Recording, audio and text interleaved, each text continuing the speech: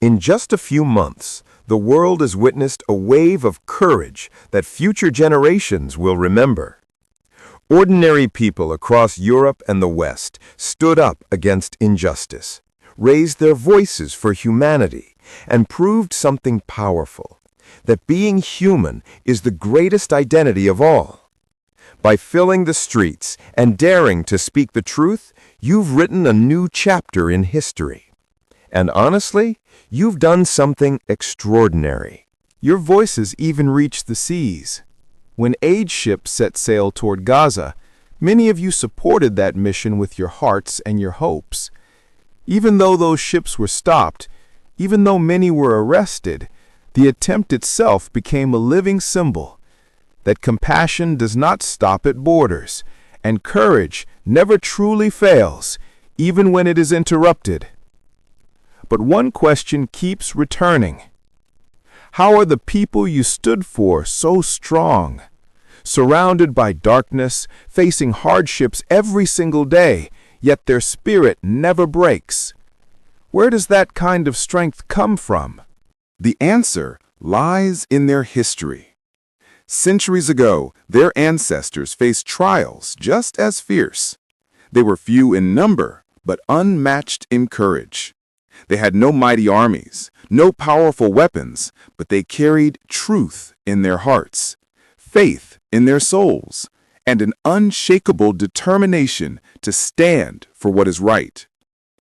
When you hear their stories, it doesn't feel like distant history. It feels like a light, one that still gives hope to generations. Picture this for a moment: a mighty fortress, heavily guarded inside. The defenders have food, weapons, and every advantage. From the towering walls, arrows rain down, spears fly, and massive stones crash toward anyone who dares to come close. Breaking through seems almost impossible. Then a young warrior named Bara ibn Malik steps forward and says, "Place me on a shield and throw me over the wall. I will fight my way in and open the gate from inside." Anyone hearing this might think it's madness or the scene of an expensive action movie, but it was neither madness nor fiction.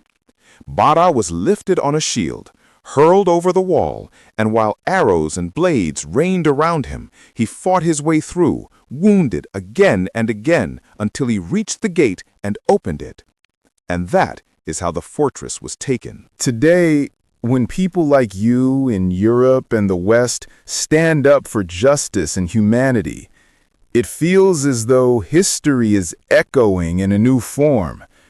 Your voices have not only given strength to an oppressed people, they have breathed new life into the very idea of human dignity. That is why I've decided to share with you the stories of their ancestors, stories of sacrifice, perseverance, and breathtaking courage that changed the course of the world. This is just our first meeting. Thank you for your time. Thank you for standing for justice and for humanity. And thank you for proving that humanity comes first. If this journey moves you, stay connected. Share your thoughts in the comments and subscribe so you don't miss what comes next, because this journey is only beginning. And maybe there is one more truth you should know. History always teaches us the same lesson. When people of truth and courage rise, the world changes. Across many of the world's ancient traditions, there are whispers of a time when justice will prevail. And these people hold a hope in their hearts that their time is drawing near. Perhaps that moment is closer than we think.